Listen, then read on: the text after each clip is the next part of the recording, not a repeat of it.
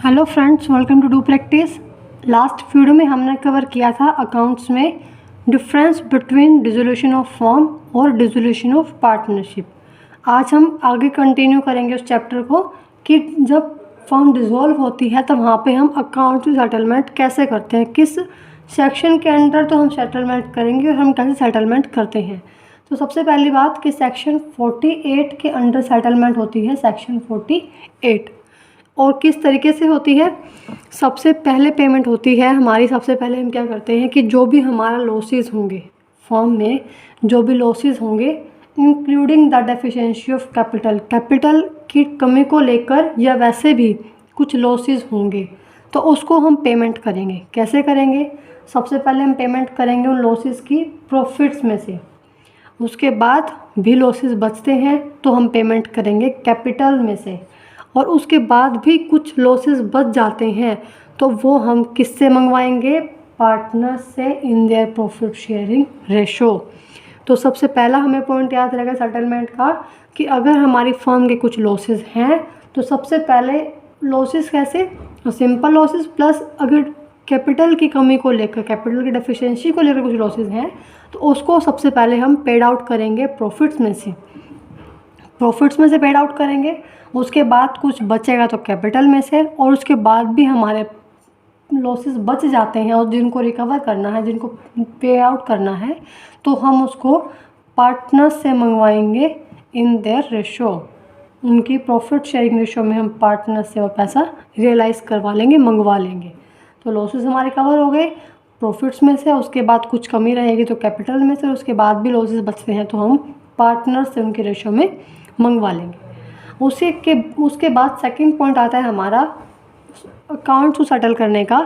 Second point आता है कि जब हम अपने एसेट को, मीन्स जब हम फर्म की एसेट को सेल कर देते हैं, बेच देते हैं, तो उस जो सेल एसेट्स को सेल करने से जो हमारे पास पैसा आएगा, जो हमारे पास अमाउंट रियलाइज़ होगा, उसको हम कैसे यूज़ करेंगे, कैसे अप्लाई करेंगे? तो सबसे पहले हम उसको यूज़ करेंगे। फर्स्ट ऑफ ऑल आउटसाइड डेब्ट of the firm will be paid.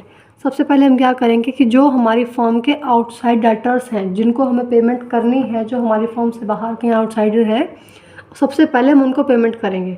उसके बाद मान के चलो कि हमारे पास 5 लाख रुपीज़, हमारे पास 10 लाख रुपीज़ आए एसेट को सेल करने के बाद, और हमारे आउटसाइड डेटर्स थे हमारे 2 लाख के, तो हमने सबसे पहले किसकी पेमेंट की? आउटसाइड डेटर्स की। उसके बाद हमारे पास बच गया 8 लाख, तो हमने 8 लाख में से किसकी पेमेंट करेंगे? हम जो हमारे पार्टनर्स होंगे जिनसे हमने लोन लिया है, तो उन पार्टनर्स को उन लोन की पेमेंट करेंगे। फॉर एग्जांपल कि अभी जिन पार्टनर से हमने लोन लिया है तो उनसे भी हमने 2 लाख का लोन लिया था, तो अभी सबसे पहले हमने अपने डेटर्स को पे किया, उसके बाद हमने लोन पार्टनर्स का जो लोन था उसको पे किया, तो हमारे पास कितना पैसा बच गया? अभी 6 लाख रुपीज़।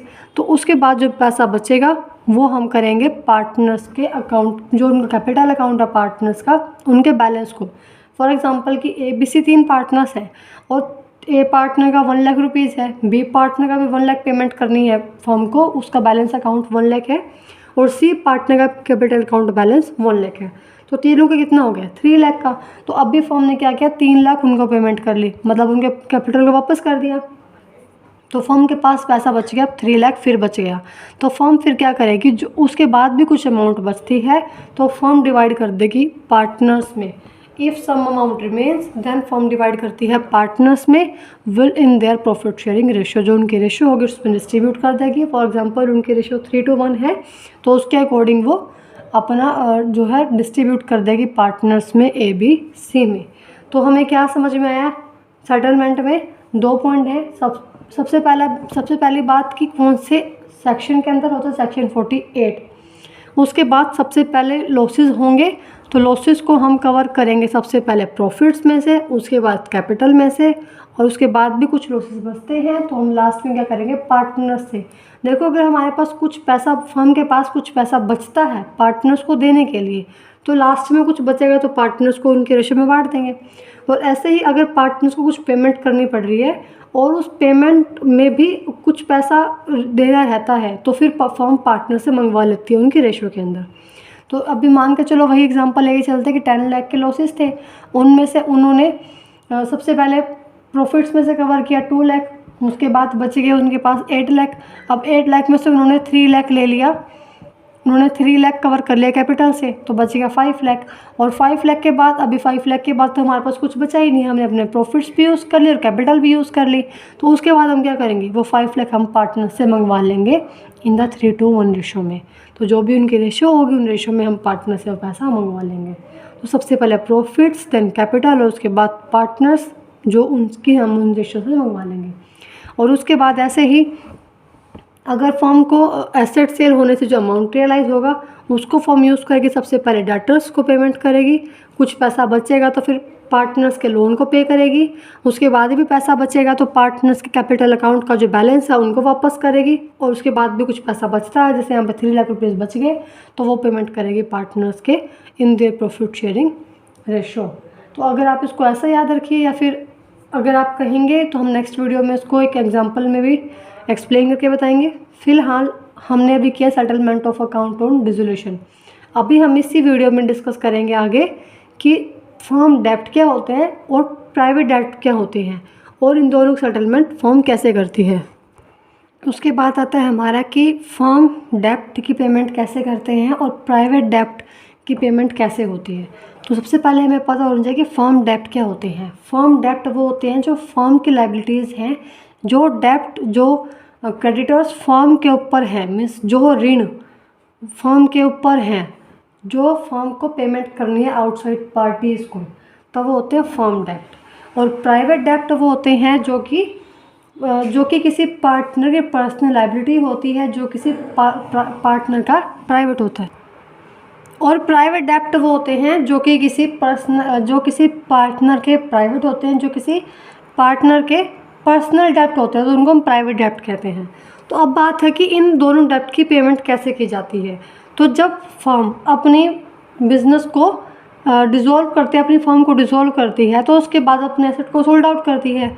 तो जो उसकी एसेट को सोल्ड करने से जो अमाउंट रियलाइज़ होता है, जो पैसा हमारे पास आता है, उसको फर्म क्या करती है, यूज़ करती है उस amount realised from the sale of asset. जो एसेट सेल करती है फर्म, उससे जो पैसा आता है उस पैसे को वो रियलाइज़ करते सबसे पहले पेमेंट करती है वो पेड द फर्म डेब्ट। जो फर्म के डेब्ट होंगे उसकी पेमेंट करेगी। और अगर उसके बाद फर्म के डेब्ट के पेमेंट के बाद कुछ पैसा बचता है, कुछ सरप्लस बच जाता है अगर, तो उसको डिस्ट्रीब्यूट करती है वो पार्टनर्स में। तो ये है कि फर्म की डेब्ट की पेमेंट कैसे होती है, डिस्ट्रीब्यूट इन द पार्टनर्स। वही एग्जांपल लेंगे हमने जो लिया था कि मान के चलो कि हमारे पास 10 लाख अमाउंट रियलाइज़ हुआ और फर्म की पेमेंट हो गई, फर्म के डेब्ट थे 4 लाख के, तो उसकी पेमेंट हो गई, कितने बच गए 6 लाख। तो वो क्या होगा, पार्टनर्स में डिवाइड हो जाएगा उनके सरप्लस में, या तो वो पार्टनर्स में डिवाइड होगा या वो यूज़ होगा पे द प्राइवेट डेब्ट में। ये भी हो सकता है कि वो पार्टनर्स में डिस्ट्रीब्यूट करने के बजाय उसे प्राइवेट डेब्ट है जो पार्टनर्स के उनकी पेमेंट कर दे।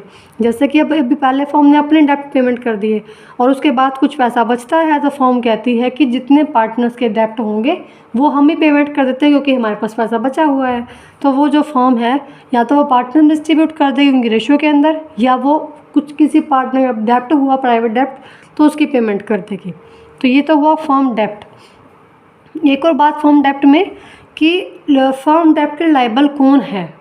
देखो, फर्म डेब्ट के लिए लायबल या तो सारे पार्टनर्स हैं, जैसे कि अगर हमारे पास 3 पार्टनर्स हैं ABC, तो या तो सारे ही पार्टनर लायबल हैं, या उनमें से कोई एक पार्टनर अगर जिम्मेवारी लेता है कि मैं लायबल हूँ सारे डेब्ट के, तो वो लायबल रहेगा। तो नॉर्मली क्या होता है कि सारे पार्टनर्स ही लायबल रहते हैं फर्म की डेब्ट के लिए। उसके बाद हमारा पॉइंट आता है प्राइवेट डेब्ट। तो प्राइवेट डेब्ट हमने क्या किया, प्राइवेट डेब्ट का मीनिंग होता है कि जो किसी पार्टनर के होते हैं, जो किसी पार्टनर के पर्सनल होते हैं, तो उसको हम प्राइवेट डेब्ट कहते हैं। तो उसको हम कैसे यूज़ करेंगे, जो भी अमाउंट रियलाइज होता है, amount realised from the sale of private estate, कि जो प्राइवेट एसेट होती हैं, जो प्राइवेट स्टेट्स होते हैं पार्टनर्स के, उनकी सेल से जो अमाउंट रियलाइज़ होता है उसको हम यूज़ करते हैं। या सबसे पहले हम किस में यूज़ करेंगे, क्योंकि देखो अभी पार्टनर की प्राइवेट प्रॉपर्टी को सेल किया है तो इसका मतलब सबसे पहले पार्टनर्स के प्राइवेट डेब्ट को कंप्लीट किया जाएगा। तो सबसे पहले हम क्या लिखेंगे, पेड द प्राइवेट डेब्ट। जो प्राइवेट डेब्ट है जो पार्टनर को पे करने सबसे पहले उसकी पेमेंट की जाएगी, और उसके बाद कुछ सरप्लस बचता है तो उस सरप्लस को हम यूज़ करेंगे। अब देखो अगर हमने फर्म के केस में क्या किया था, जो सरप्लस बचता है हम पार्टनर्स में डिस्ट्रीब्यूट कर देते हैं, बट यहाँ पे पार्टनर्स ने तो ऑलरेडी अपनी एसेट सेल कर दी तो हम पार्टनर्स में डिस्ट्रीब्यूट तो करेंगे नहीं, क्योंकि वो तो खुद ही एक पार्टनर हो गया। तो कुछ सरप्लस बचेगा तो उसको हम यूज़ करेंगे to paid off the firm liability. अब इसके बाद क्या होता है, जैसे फर्म है वो पार्टनर के बारे में सोचती है, ऐसे ही पार्टनर फर्म के बारे में सोचता है।